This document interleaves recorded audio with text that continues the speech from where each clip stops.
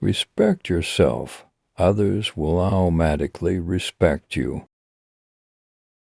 The man who moves a mountain begins by carrying away small stones. Silence is a true friend who never betrays. Wherever you go, go with all your heart. It does not matter how slowly you go, as long as you do not stop.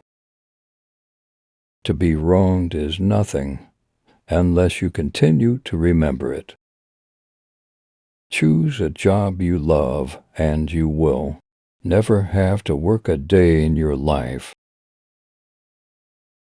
The superior man is modest in his speech, but exceeds in his actions.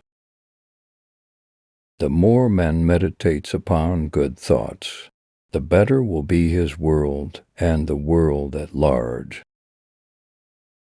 What you do not want done to yourself, do not do to others. Appear weak when you are strong, and strong when you are weak. In war, the way is to avoid what is strong and to strike at what is weak. The supreme art of war is to subdue the enemy without fighting. Opportunities multiply as they are seized.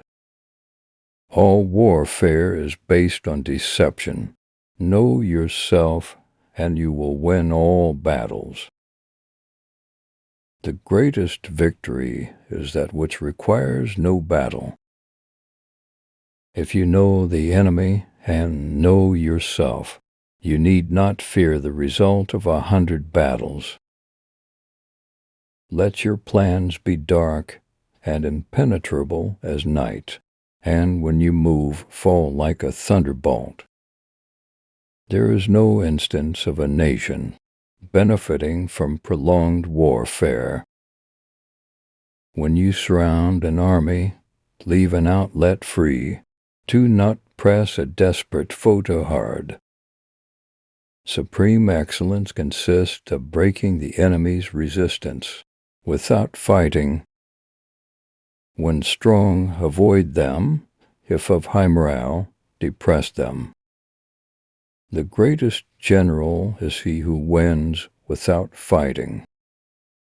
If ignorant both of your enemy and yourself, you are certain to be in peril.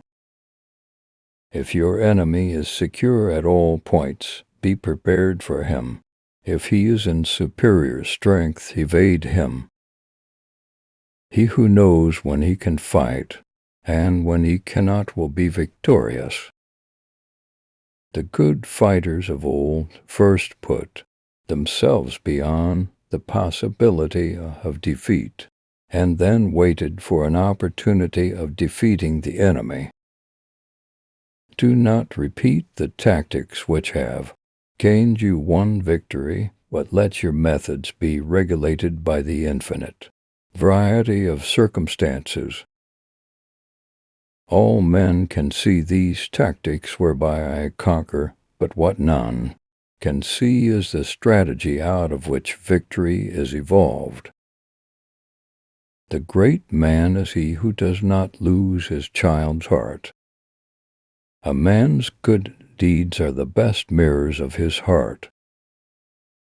He who speaks without modesty will find it difficult to make his words good. When you see a good man, try to emulate his example, and when you see a bad man, search yourself for his faults. The determined scholar and the man of virtue will not seek to live at the expense of injuring their virtue. They will even sacrifice their lives to preserve their virtue complete. A good man does not grieve that other people do not recognize his merits. His only anxiety is lest he should fail to recognize theirs. When heaven is about to confer a great office on a man, it first exercises his mind with suffering and his sinews and bones with toil. A person should never look down on anyone. Even a pauper might become a great scholar.